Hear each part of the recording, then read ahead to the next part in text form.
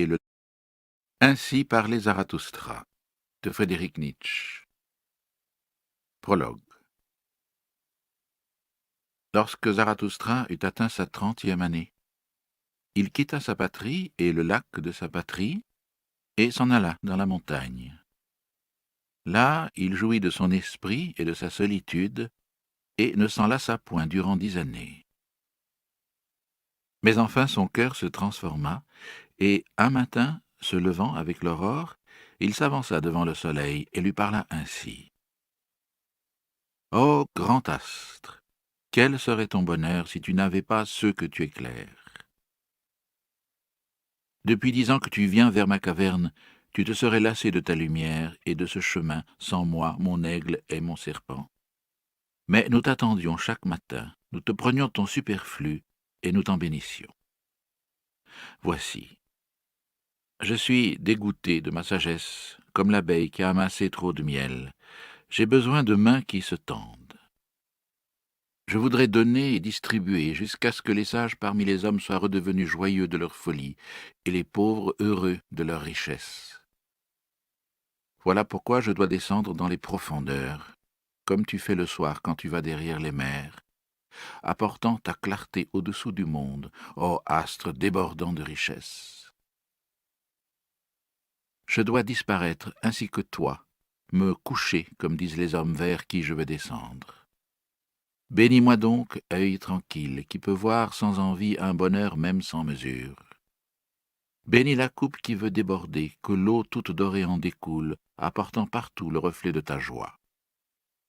Vois, cette coupe veut se vider à nouveau, et Zarathustra veut redevenir homme. Ainsi commença le déclin de Zarathustra. Zarathustra descendit seul les montagnes, et il ne rencontra personne. Mais lorsqu'il arriva dans les bois, soudain se dressa devant lui un vieillard qui avait quitté sa sainte chaumière pour chercher des racines dans la forêt. Et ainsi parla le vieillard, et il dit à Zarathustra, « Il ne m'est pas inconnu, ce voyageur. Voilà bien des années qu'il passa par ici. Il s'appelait Zarathustra, mais il s'est transformé. Tu portais alors ta cendre à la montagne. Veux-tu aujourd'hui porter ton feu dans la vallée? Ne crains-tu pas le châtiment des incendiaires? » Oui, je reconnais Zarathustra. Son œil est limpide, et sur sa lèvre ne se creuse aucun pli de dégoût. Ne s'avance-t-il pas comme un danseur? Zarathustra s'est transformé, Zarathustra s'est fait enfant, Zarathustra s'est éveillé. Que vas-tu faire maintenant auprès de ceux qui dorment? Tu vivais dans la solitude comme dans la mer, et la mer te portait. Malheur à toi, tu veux donc atterrir. Malheur à toi, tu veux de nouveau traîner toi-même ton corps? Zarathustra répondit, « J'aime les hommes. » Pourquoi donc, dit le sage, suis-je allé dans les bois et dans la solitude? N'était-ce pas parce que j'aimais trop les hommes? Maintenant j'aime Dieu, je n'aime point les hommes. L'homme est pour moi une chose trop imparfaite. L'amour des hommes me tuerait. Zarathustra répondit, « Qu'ai-je parlé d'amour? Je vais faire un présent aux hommes. » Ne leur donne rien, dit le saint. Enlève-leur plutôt quelque chose et aide-les à le porter. Rien ne leur sera meilleur, pourvu qu'à toi aussi cela fasse du bien. Et si tu veux donner, ne leur donne pas plus qu'une aumône, et attends qu'ils te la demandent. Non, répondit Zarathustra, je ne fais pas l'aumône. Je ne suis pas assez pauvre pour cela. Le saint se prit à rire de Zarathustra et parla ainsi. Tâche alors de leur faire accepter tes trésors. Ils se méfient des solitaires et ne croient pas que nous venions pour donner. À leurs oreilles, les pas du solitaire retentissent trop étrangement à travers les rues. Défiants comme si la nuit, couchés dans leur lit, ils entendaient marcher un homme, longtemps avant le lever du soleil. Ils se demandent peut-être où se glisse ce voleur. Ne va pas auprès des hommes, reste dans la forêt. Retourne plutôt auprès des bêtes. Pourquoi ne veux-tu pas être comme moi, ours parmi les ours, oiseau parmi les oiseaux. Et que fait le saint dans les bois demanda Zarathustra. Le saint répondit, je compose des chants, et je les chante, et quand je fais des chants, je ris, je pleure, et je murmure, c'est ainsi que je loue Dieu. Avec des chants, des pleurs, des rires et des murmures, je rends grâce à Dieu, qui est mon Dieu. Cependant, quel présent nous apportes-tu? Lorsque Zarathustra eut entendu ces paroles, il salua le saint et lui dit, qu'aurais-je à vous donner? Mais laissez-moi partir en hâte, afin que je ne vous prenne rien. Et c'est ainsi qu'ils se séparèrent l'un de l'autre, le vieillard et l'homme, riant, comme rient deux petits garçons. Mais quand Zarathustra fut seul, il parla ainsi à son cœur. Serait-ce possible? Ce vieux saint dans sa forêt n'a pas encore entendu dire que Dieu est mort. Lorsque Zarathustra arriva dans la ville voisine qui se trouvait le plus près du bois, il y vit une grande foule rassemblée sur la place publique, car on avait annoncé qu'un danseur de cordes allait se montrer. Et Zarathustra parla au peuple et lui dit « Je vous enseigne le surhumain. L'homme est quelque chose qui doit être surmonté. Qu'avez-vous fait pour le surmonter? Tous les êtres jusqu'à présent ont créé quelque chose au-dessus d'eux. Et vous voulez être le reflux de ce grand flot et plutôt retourner à la bête que de surmonter l'homme? Qu'est le singe pour l'homme? Une dérision ou une honte douloureuse? Et c'est ce que doit être l'homme pour le surhumain, une dérision ou une honte douloureuse. Vous avez tracé le chemin qui va du ver jusqu'à l'homme, et il vous est resté beaucoup du ver de terre. Autrefois, vous étiez singe, et maintenant encore l'homme est plus singe qu'un singe. Mais le plus sage d'entre vous n'est lui-même qu'une chose disparate, hybride, faite d'une plante et d'un fantôme. Cependant, vous ai-je dit de devenir fantôme ou plante? Voici, je vous enseigne le surhumain. Le surhumain est le sens de la terre. Que votre volonté dise que le surhumain soit le sens de la terre. Je vous en conjure, mes frères, restez fidèles à la terre, et ne croyez pas ceux qui vous parlent d'espoir supraterrestre, ce sont des empoisonneurs, qu'ils le sachent ou non. Ce sont des contempteurs de la vie, des moribonds et des empoisonnés eux-mêmes, de ceux dont la terre est fatiguée. Qu'ils s'en aillent donc. Autrefois le blasphème envers Dieu était le plus grand blasphème. Mais Dieu est mort, et avec lui sont morts ses blasphémateurs. Ce qu'il y a de plus terrible maintenant, c'est de blasphémer la terre, d'estimer les entrailles de l'impénétrable plus que le sens de la terre. Jadis, l'âme regardait le corps avec dédain, et rien alors n'était plus haut que ce dédain. Elle le voulait maigre, hideux, affamé. C'est ainsi qu'elle pensait lui échapper, à lui et à la terre. Oh, cette âme était elle-même encore maigre, hideuse et affamée, et pour elle la cruauté était une volupté. Mais vous aussi, mes frères, dites-moi, votre corps, qu'annonce-t-il de votre âme? Votre âme n'est-elle pas pauvreté, ordure et pitoyable contentement de soi-même? En vérité, l'homme est un fleuve impur. Il faut être devenu océan pour pouvoir, sans se salir, recevoir un fleuve impur. Voici, je vous enseigne le surhumain. Il est cet océan. En lui peut s'abîmer votre grand mépris. Que peut-il vous arriver de plus sublime?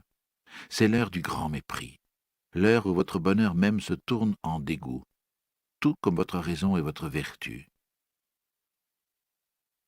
L'heure où vous dites « Qu'importe mon bonheur, il est pauvreté, ordure et pitoyable contentement de soi-même, mais mon bonheur devrait légitimer l'existence elle-même. » L'heure où vous dites « Qu'importe ma raison, est-elle avide de science comme le lion de nourriture? Elle est pauvreté, ordure et pitoyable contentement de soi-même. » L'heure où vous dites « Qu'importe ma vertu, elle ne m'a pas encore fait délirer. que je suis fatigué de mon bien et de mon mal. Tout cela est pauvreté, ordure et pitoyable contentement de soi-même. L'heure où vous dites « Qu'importe ma justice », je ne vois pas que je suis charbon ardent, mais le juste est charbon ardent.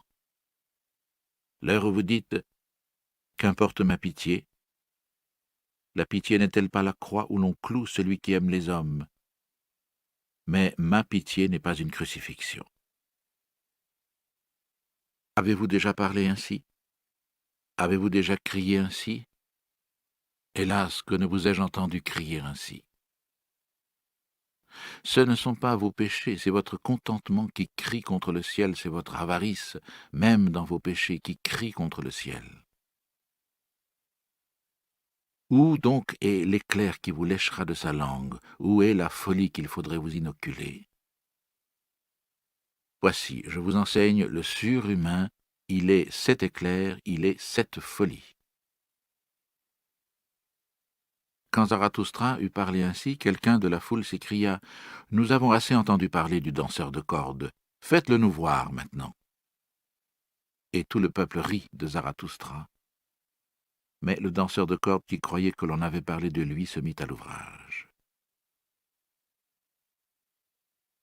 Zarathustra cependant regardait le peuple et s'étonnait. Puis il dit « L'homme est une corde tendue entre la bête et le surhumain, une corde sur l'abîme.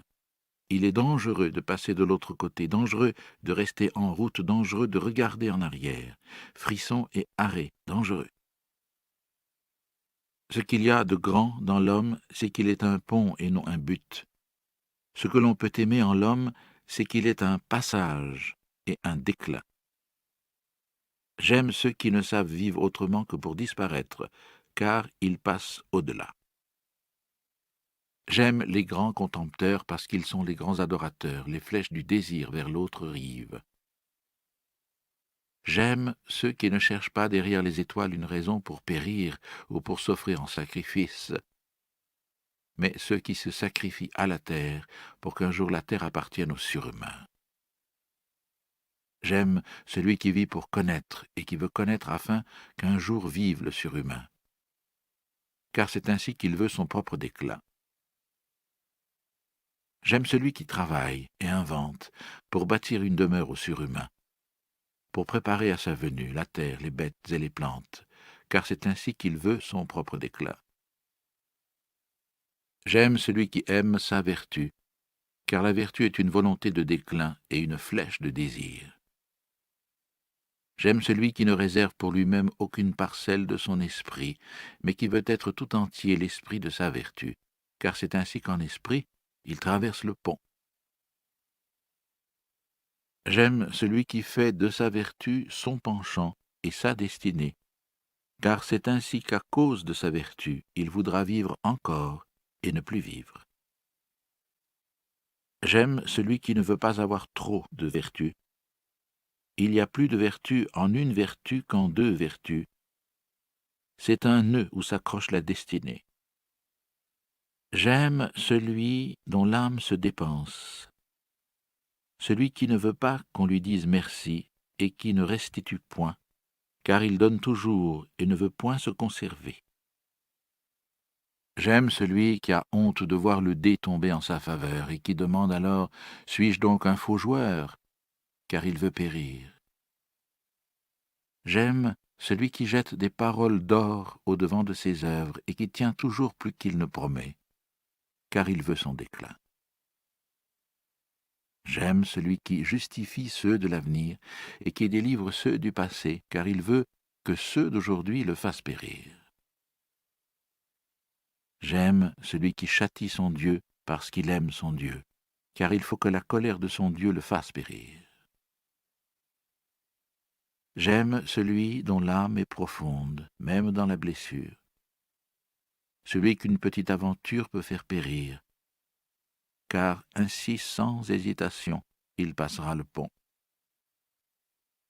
J'aime celui dont l'âme déborde au point qu'il s'oublie lui-même et que toute chose soit en lui. Ainsi toutes choses deviendront sans déclin.